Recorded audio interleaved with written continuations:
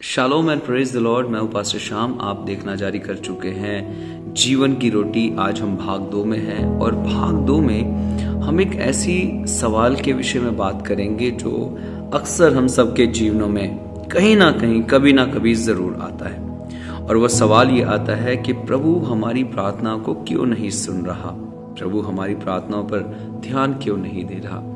लेकिन जानते हैं हम इन सारी बातों पर जो है जब ये सवाल पूछते हैं तो हम खुद ही उसके जिम्मेदार बन जाते हैं। कैसे? आइए हम जानेंगे परमेश्वर के वचन से। आप मेरे साथ निकाल सकते हैं मत्ती की पुस्तक, उसका 10वां अध्याय, और उसके हम कुछ वचनों में देखेंगे जो वचन हमें 11, 12 और 13वें वचन के अंदर यहाँ पर बात कहता है कि जिस नगर या जिस गांव में जाओ तो पता लगाओ कि वहां कौन योग्य है, और जब तक वहां से ना निकलो उसी के यहाँ रहो।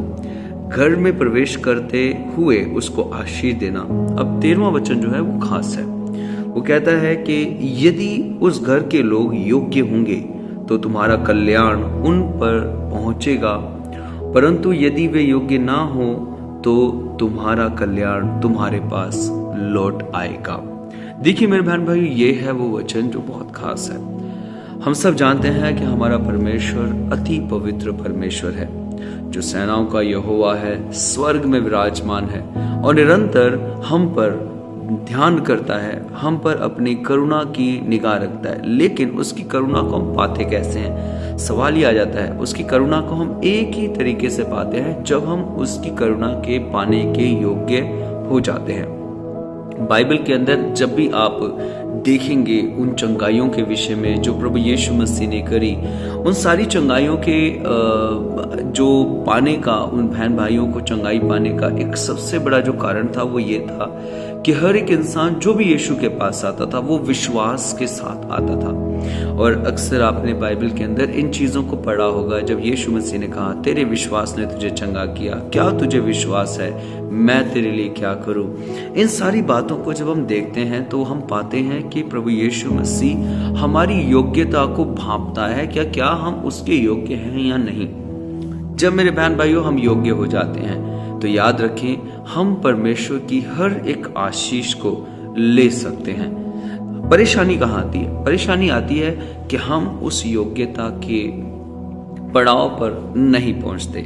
हम बस मांगना जानते हैं, लेकिन उस योग्यता के अंदर आना हम अभी तक नहीं जानते। वचन कहता है, यदि तू विश्वास करे राई के दाने के बराबर तो पहाड़ों को कहेगा तो पहाड़ भी हट जाएंगे, वो टल जाएंगे वहां से। मेरे बहन भाई, तो फिर क्या परेशानी है कि हमारे विश्वास, हमारी जो प्रार्थना है वो क्यों परमेश्वर तक नहीं पहुंचती है? परमेश्वर उनको हमारी प्रार्थना का जवाब क्यों नहीं देता है। हर एक प्रार्थना का जवाब देता है, लेकिन वो योग्यता को देखता है। यहाँ पर याद रखें, वचन कहता है कि आशीष जरूर आएगी। एक सेवक जब जाता है, परमेश्वर का दास जो आत्मा और सच्चाई से सेवा करता है, तो जब उस घर में जाता है तो उस घर का कल्याण मांगता है। बाइबल कहती है कल्याण उन तक पहुंचता है, लेकिन कल्याण जो होता है, आशीष जो होती है, वो योग्यता को भांपती है। परमेश्वर पवित्र है और याद रखें, जब परमेश्वर का आत्मा आता है तो वो पवित्रता को पसंद करता है। और जब इंसान अपने दिल से दीन होकर प्रार्थना करता है तो परमेश्वर उसके जीवन को अपनी सामर्थ्य से जरूर भरता है। याद रखें, दाऊद ने भी प्रार्थना करी जब उसे अपनी गलती का एहसास हुआ, तो उसकी उस गलती के एहसास के बाद भी परमेश्वर ने उसके उस गुनाहों को माफ किया, क्योंकि उसने गलती का एहसास करने के बाद अपने गुनाहों को मानकर उन्हें छोड़ा। और याद रखिए, जब हम परमेश्वर के पास आते हैं तो हमें भी कुछ ऐसा ही दीन होना चाहिए। हमें भी कहना चाहिए कि हे परमेश्वर, हम तेरे योग्य होना चाहते हैं, हमें अपने योग्य बनाओ। हमारे दिल को, हमारे मन को, हृदय की गहराइयों को तू और हमें अपनी सामर्थ्य से भर, और हमारे जीवन से उन कठोरता को दूर कर जो हमें तेरे पास आने से रोकती है। याद रखें मेरे बहन भाइयों, हम एक ऐसे ईश्वर की आराधना करते हैं जो स्वर्ग में विराजमान है, जो अति प्राचीन है, जो इस सृष्टि को बनाने वाला है, जो मनुष्य के अंदर अपनी श्वास को देने वाला है, और जिसने हमें श्वास दी है वो हमें हर एक आशीष देने में सक्षम है। यीशु मसीह कर सकता है, परमेश्वर कर सकता है, और कोई नहीं कर सकता। इसलिए आइए हम आज अपनी योग्यता को पहचानें। क्या हम योग्य हैं या नहीं। आशीष आती है लेकिन वो ठहरती नहीं है। क्यों नहीं ठहरती? क्योंकि कहीं ना कहीं हम वो कार्य करते हैं जो परमेश्वर को कतई पसंद नहीं है। उसका वचन कहता है, क्या तुम नहीं जानते कि तुम्हारा देह पवित्र आत्मा का मंदिर है। आइए इस मंदिर को योग्य बनाएं। आइए हम दीन और नम्र होकर अपने परमेश्वर को पुकारें और कहें, हे प्रभु हम पर दया कर। जैसे उस तिमाई के पुत्र बरतिमाई ने चिल्लाया और कहा, हे प्रभु यीशु मुझ पर दया कर, तो मेरे बहन भाइयों उसने चंगाई को ग्रहण किया।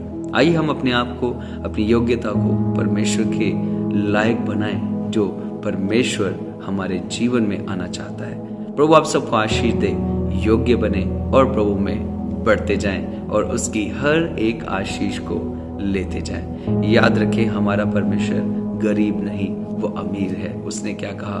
कहता सोना और चांदी ये दोनों मेरे हैं, उसने बनाया है। तो क्या हम उसके साथ जब आए तो क्या हम गरीब या फिर हम हताश या परेशान रह सकते हैं? हम नहीं रह सकते, क्योंकि वो परमेश्वर कहता है, जब तुम बुरे होकर अपने बच्चों को अच्छी चीजें देना जानते हो तो मैं अपने मांगने वालों को पवित्र आत्मा क्यों ना दूंगा। तो मेरे बहन भाइयों, यही वो पवित्र आत्मा है जो हमें योग्य बनाता है। आइए परमेश्वर की योग्यता में बढ़े और उसकी सारी आशीषों को, इस संसार की आशीषें हैं या फिर स्वर्ग की आशीष हैं, उनको हम ले सकें। प्रभु आप सबको आशीष दे, सबको जय मसीह की।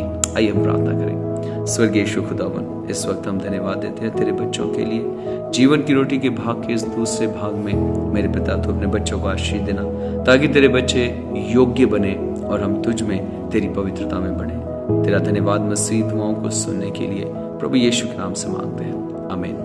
प्रभु आप सबको आशीष दे। मिलते हैं आपसे अगले वीडियो में। जय मसीह की।